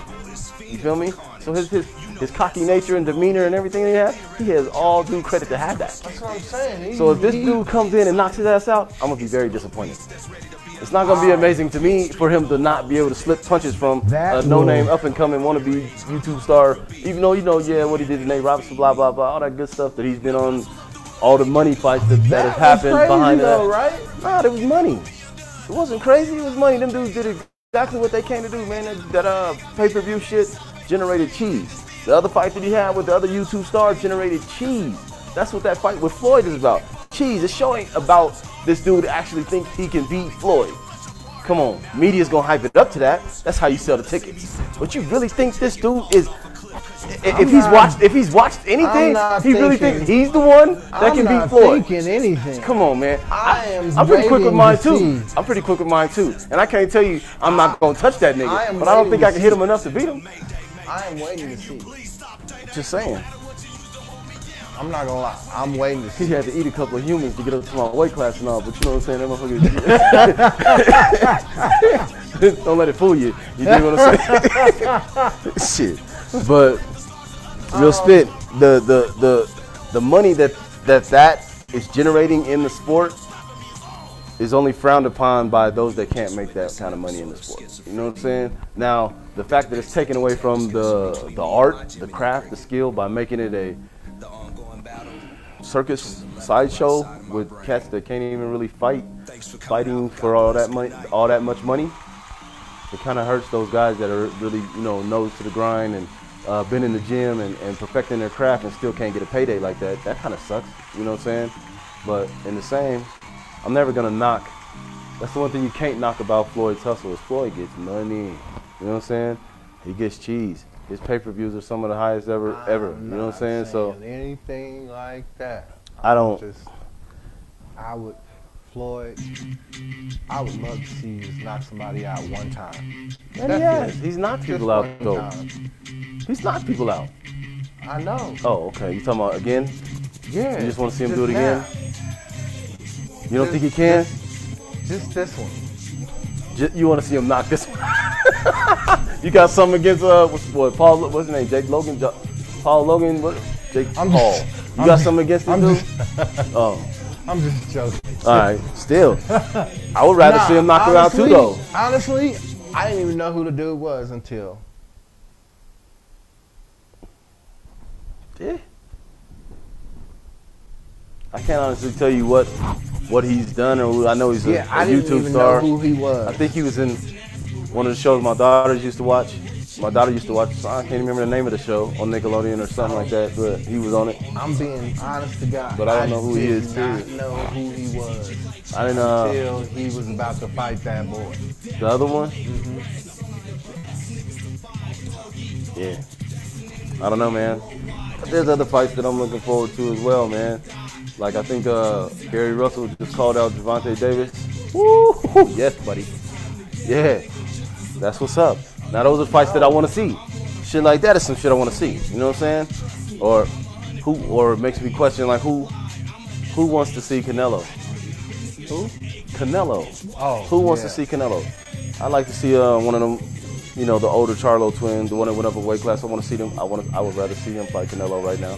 That would be a good ass fight. I don't know who could beat Canelo right now. That's why I would make that a good ass fight, because not too many could even think about beating either one of the Charlo brothers. But that would be a good ass fight right now. Shit, I was astonished with the whole little Roy Jones and Mike Tyson shot, man. Mike Tyson still looked like he murdered a motherfucker though, man. You know what I'm saying? I'm saying it looked like it hurt. I don't care what Roy said. I'm a hell of a Roy fan. Roy Jones is my boy. No. But, I'm not taking away from that at all. That shit looked like that hurt. Yeah. All I'm knowing that no. That was. I know they probably felt good though doing it. You know what I mean? I mean, they got paid too. They did. You can't tell me I'm my old ass and I ain't, you know, I'm a 44-year-old nigga, man, you know what I'm saying? Tell me to go train, get ready to get in the ring for some exhibition shit for free right now. I'm gonna be like, nah, I'm gonna pass. You know what I'm saying? So yeah, to get paid and them dudes still, the craft that they have honed and make their own and still be able to get in shape to actually do it the way they did it. I mean, you can't beat that shit, man. And I never will knock that shit. Tyson is the champ of my era. Roy Jones Jr. is I'm a biggest fan of his, you know what I'm saying? You talking about who's elusive and do all that, the same elusive nature that Floyd has, but turn around and pop a nigga and knock his ass out? That's Roy Jones. You know what I'm saying? Floyd has some power too. I've seen him knock people out, but his elusive nature was never backed by ducking under and coming up, knocking a nigga out. You know what I'm saying? But hitting Floyd, I'd like to see somebody try. You know what I'm saying? Floyd, that motherfucker where your mom throw the shoe, he's the motherfucker that dodges the shoe. You know what I'm saying? So I'm saying, I just don't see it happening right now with that dude he's finna fight, getting hands on him, even getting close to hitting him. You know what I'm saying? About technology. What part of it? How shit is changing so quick. Well, let me tell you this story. I'm out here visiting, man. I was in a rental. You know what I'm saying? I had a rental car this whole time I was here, right? Just went over there before I came over here, matter of fact. Go turn the rental in up the street. And I just recently took the case off my phone. It's only the Samsung, you know what, Galaxy S10 Plus, right? So, you know what I'm saying? I dig my phone. It's up to date, you know what I'm saying? I'm bragging about not putting another case on it because I just recently took my case off. Go to sit my phone right in this pocket, just like so. Hand the lady the keys. She drops the keys. I go to bend over to pick them up for her. My phone shoot out my pocket, bam, hit the concrete. And the first thing I'm thinking is, my life is over. Oh no, what I'm gonna do without this fucking phone? So that's what I feel about technology. You know what I'm saying? What are we gonna do without it? Remember when they used to tell us growing up that then people was gonna come kick in the door and put a chip in our hand? Yeah. We buy the chip. Yeah. I wear a chip on my hand. That's your problem. I can't get into it like that, man. I still use my phone for what it's supposed to be used for. Phone calls, and I don't want to say just got into texting. I'm a texter, you know what I'm saying? But I remember when texting just first got serious, I was that dude saying, man, you're not a kid. Call me. You know, kids text. You know what I'm saying? I remember that shit, right? couple years after that, nigga, I got thumbs of death on my shit. You know what I'm saying? But I remember when texting just got popular, I used to get so pissed. Any other grown person texted me, I would get pissed. I'd call them back. You might text me, hey, what's going on? I'll call you back. Like, man, stop fucking texting me. Call me. You know what I'm saying? Until I realized, you know, advancements in technology, just what it makes it easier for you. That's my thing on technology. If it doesn't make it easier to live this human life that we live in right now, it's not worth getting involved with. I myself, it has to also deal with something that you're into. You know what I'm saying? If you're not into it and they just made something that just, oh, it's the best next thing since sliced bread, and it ain't something that you use on a functionable daily basis, it's really not there for you. You know what I'm saying? But it does make life easier. Flying cars, or should I say, flying transportation. Sounds good, right? How many cars have you crashed? So I'm saying, just with that laugh, right? How many times is somebody gonna be in the air and crash? Hold on. One. You have to think about that shit. I'm just making sure. Look, we know the one. Yeah. 2. That's it. I done crashed a few, man. Double digits. Because no one taught me to drive. Speed was my issue. It didn't matter whose car I was driving. Leadfoot Jones is what you could call me. Yeah. That's what it was. You know what I'm saying? And I learned the hard way. You know what I'm saying? All the whole things that kids go to, or driving school, or when your parents, or even whoever it is that's teaching you is sitting there telling you, and nobody did that to me. So all the driving that I did when I first started driving was learning at the same time. So I never appreciated speed. I never appreciated the stop signs. None of that. I mean, I wouldn't just run them. I understood what they meant, but it didn't mean anything to cut somebody off, or all the things that you could do recklessly that that can end up in the result of crashing some shit. You know what I'm saying? So I did that. I went through that.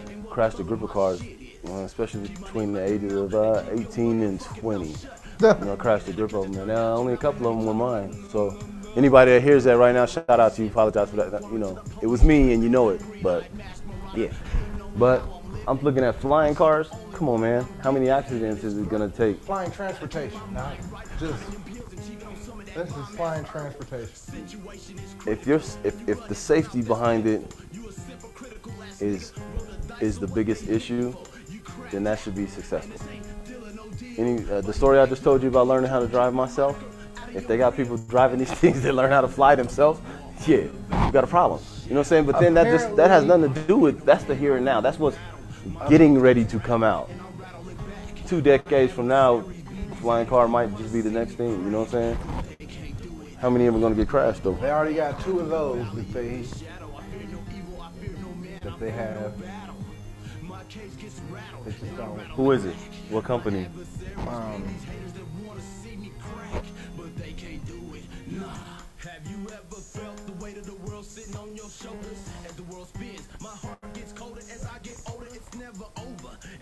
I don't know. I can't remember the name of the company, but I had them on the show last.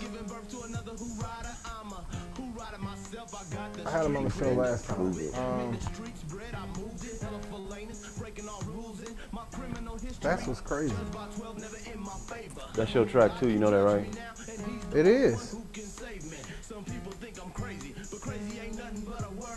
absurd. How many niggas gossip like broads can't believe what you heard. It's that he said, she said. So, At the jaw. If you tell everybody in the streets my business, what would you tell the law? another new technology that I have noticed out there that folks is getting into is tiny homes. I know it sounds crazy, but in LA, people are building homes in their backyards. Do they rent them out? Selling them. Wait, building homes, sell them for people to come stay in their backyard? They got their own driveway, their own walkway. But Yeah. it's still on the same property. Yep. I seen one for 400 square feet, right? This company right here, Coda, they make a 1-bedroom. They just made this one that floats.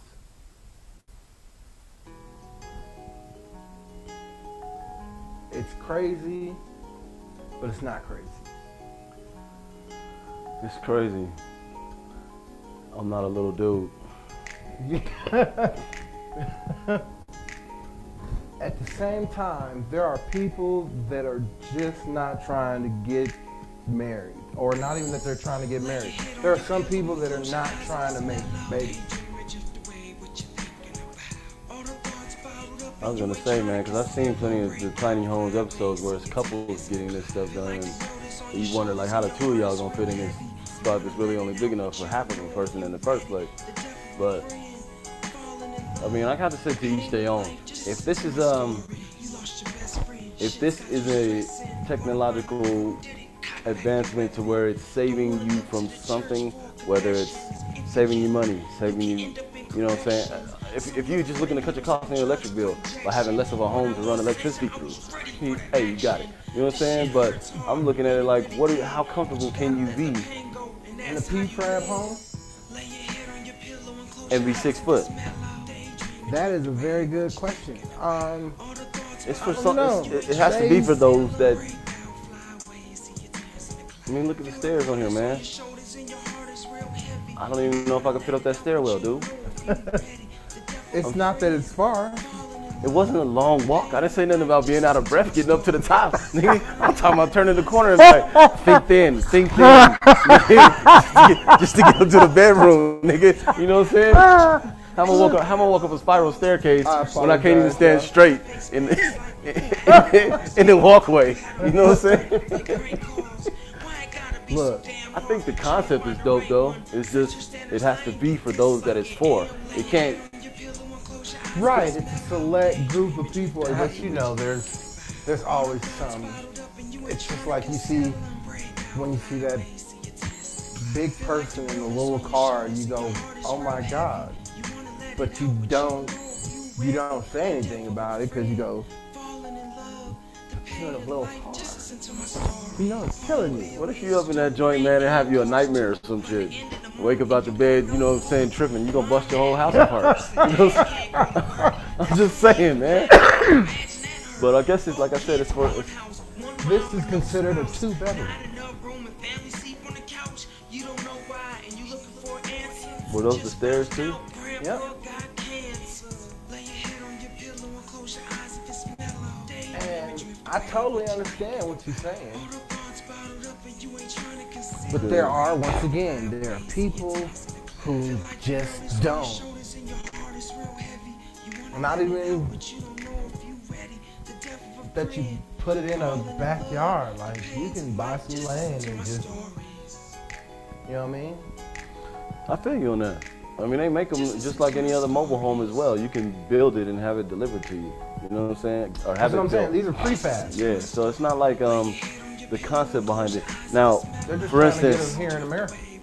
for instance, do I think this is something dope in regards to helping with the overpopulated homeless situation that we have? It could. It could, but how do you make that affordable? That's just it. It is.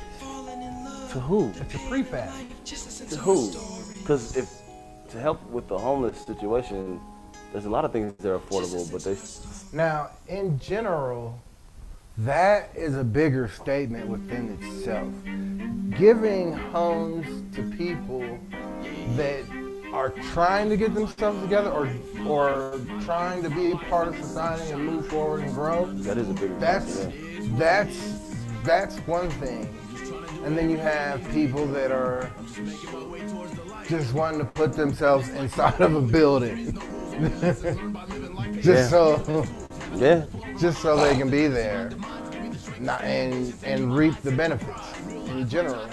We all have to work, regardless of this situation, we all have to do something.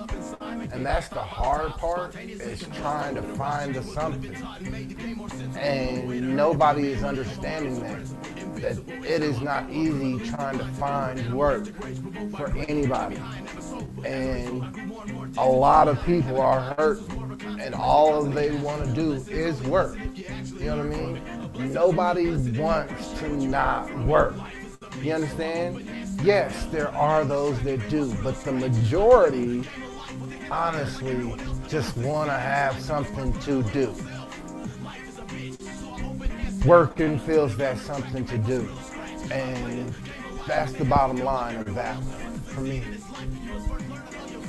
You'll find some that's respectable by those that are actually interested.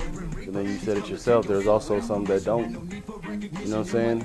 There's some that, given the choice, they'll stick and stay to the situation that they're in already. You know what I mean? But I don't think this is a upcoming technology based on giving, though. I think this is more of a cost-effective type growth. More of a minimalist. Minimalism. There you go. And I can actually a movement. People based on what? Well, think about people that have more than they need. That's the part I don't understand. You have more than you need, right? Okay. You, single man, right? Have a 1-bedroom apartment, correct? Okay. So to be a minimalist, you would go from single man, 1-bedroom apartment. Can't really describe that you would need any more than that as a single individual, 1-bedroom apartment, right? Now it's different if you were a single man and had a 6-bedroom mansion, you know what I'm saying, on many, many acres of land, basketball court, tennis court, pool, and all this good stuff, and you would only want to live there. That's one thing. But to be a single man living in a 1-bedroom apartment and cater to yourself and what your needs are, to take that and then say, I think I need to make my crib as big as my bedroom and live in that. Because having a kitchen, dining room, living room, and a bathroom that I can actually, you know, go to different rooms in and not be, I can take a shit and not smell myself in the kitchen. You know what I'm saying? Anyway, sorry. Yeah, but I'm saying that minimalism, I get that. If you have that mentality, like you're trying to better that situation, because right now you're in a 1-bedroom. To do something like that means you are looking to better your situation or minimalize your situation past what your standard is. Because a single man in a 1-bedroom apartment is justified, right? Why would you want to shrink down to that? Like, is it a thrill, a hobby, or, you know what I'm saying? What would motivate somebody to say, let me get into a house that's the size of the dollhouse I bought for my daughter on Christmas, you know what I'm saying, just to make a point? And what is the cost? What's the cost range for this stuff? Can't tell me you wake up and have a nightmare, you falling, you gonna end up right down there, man. You know what I'm saying? What are you talking about? I don't know. Give us free, nigga. Look how small that was, man. That nigga came right up the stairs, was in the bed. You know what I'm saying? Ain't been there. I'm saying, he forget. Everybody ain't been to prison. Yeah, that shit crazy. Yeah. You was silly. Look. But I don't know nobody for none of that type of stuff, man. It's make it work for yourself. That's like my thing for everything, man. If it works for you, it works. You can't really. I don't knock people for it. Even if I don't understand it, I won't offer a knock. Yeah, I might. If it is something I'm interested in, I'm gonna try to gain something from it. Like, I want to gain some knowledge from it, some kind of intelligence behind it before I actually speak on it to a fact. You know what I'm saying? But opinion-wise, there's nothing that you can convince me to make my big ass want to live in somewhere where I know I have to suck in my air just to chill. I can't think thin like that all the time. But This is the video game Mass Effect, I'm giving a shout out to. you got that one? Yeah. Played it? Pretty dope? Open world. I'm an open world fan. On this game, you are captain of your own ship. Captain of my In battleship. space. You fly around the galaxy in your ship with your homies. Some of them you can have relationships with. It's a real funny game. Like, it's the storylines, man. Let me tell you, this dude right here, oh my gosh, we're not even gonna talk about the Krogan. Oh my gosh, they fight a group called the Catch in a whole new universe because every so odd years, this group of people comes through our universe and wipes out everything every 50,000 years, something like that. I mean, they disappear. Wow. Nobody knows where they come from. For real. So they go into ISIS for 600 years in a whole nother galaxy to only have to fight another group of people in a whole nother galaxy doing whoever knows because don't nobody ever want to talk. Well, The thing about it is you get to pretty much pick how you play the game out. yeah, the not open that- world concept, right? Huh? The open world concept. Yeah, and it's not that you have to follow the direction of something, you know what I mean? Just to get to the end of the game. Then there also is a multiplayer version. I like it. Each one of them are different rounds and different types of, you know what I mean? It's a shooter game. You got, it's just check it out. You know what I mean? It's on Xbox Pass.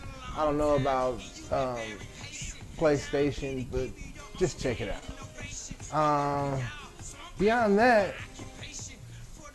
I appreciate you coming on to my show today. For show, fam. Right on. I appreciate everybody that watched, everybody joined in. Remember, once again, y'all already know. Conversation rules the nation, but action speaks louder than words. They do. Holla at your boy. Thank you for watching.